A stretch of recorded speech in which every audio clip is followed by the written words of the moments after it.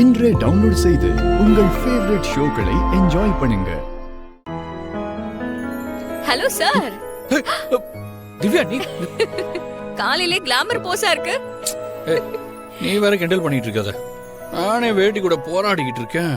Sir, அங்க உங்க ஹீரோயிசத்தை பார்க்க எல்லாரும் வெயிட் பண்ணிக்கிட்டு இருக்காங்க.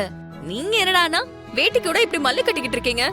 என்ன பண்றது மேடம், இந்த வேட்டியை எப்பவும் கட்டினா பரவாயில்ல, எப்பவாவது கட்டினா ப்ராப்ளம் தான். எந்த காலத்துல இருக்கிற திருநீ?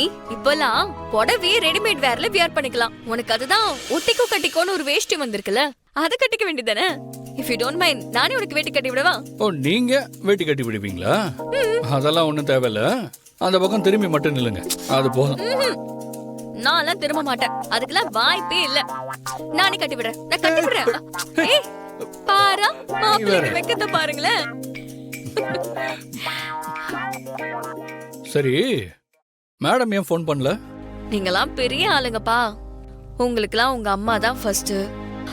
நாங்கெல்லாம் எத்தனை வருஷம் லவ் பண்ணிருந்தாலும் ஒரே செகண்ட்ல சாரின்னு சொல்லிட்டு போய்கிட்டே இருப்பீங்க. Nivea, sorry, I am really very sorry.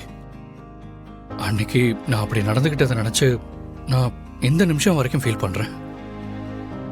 அந்த சிச்சுவேஷன்ல எனக்கு என்ன பண்றதுன்னே தெரியல. I am extremely sorry. Hey cool Thiru, எனக்கு உன்னை பத்தி நல்லா தெரியும். நான் இப்ப சும்மா விளையாட்டுக்கு தான் சொன்னேன், நீ சீரியஸ் ஆகாத. அம்மா மேல இவ்ளோ பாசமா மரியாதையா இருக்கிறவங்க தன்னோட வைஃபையும் மரியாதையோட அன்போடையும் பாத்துப்பாங்கன்னு சொல்லுவாங்க. அன்னைக்கு நடந்த விஷயம் எனக்கு கஷ்டமா இருந்தாலும் உன் மனசை என்னால புரிஞ்சுக்க முடியுது திரு. நீ என்ன புரிஞ்சுக்குவேன்னு தெரியும், அதனாலதான் நான் உனக்கு ஃபோன் பண்ணல. ஒரு சின்ன ரிக்வெஸ்ட்.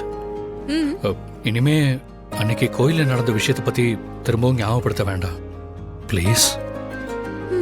ஏன்னா அன்னைக்கு நடந்த விஷயத்தை நினைச்சாலே எனக்கு ஒரு மாதிரி கஷ்டமா இருக்கு. உனக்கு புரியும்னு நினைக்கிறேன். ஓகே ஓகே, இனிமே அங்க நடந்தது எதையுமே நான் ஞாபகப்படுத்தல. திரு, வெளியில உரியடின்னு எல்லா ஏற்பாடும் பண்ணிட்டாங்க, உனக்காக தான் வெயிட்டிங். போலாமா? வா போலாம். இந்த விளக்கு பார்க்கறதுக்கு அழகா இருக்கு. இதுக்கு முன்னாடி இந்த மாதிரி ஒரு விளக்கு பார்த்ததே இல்லை. திரையெல்லாம் போட்டு வச்சிருக்காங்க, ஆனா விளக்கு ஏத்தாம விட்டுருக்காங்களே. ஒருவேளை எல்லாத்தையும் ரெடி பண்ணிட்டு விளக்கேத்த மறந்துருப்பாங்களோ? சரி, நம்ம ஏத்தி வச்சிருவோம்.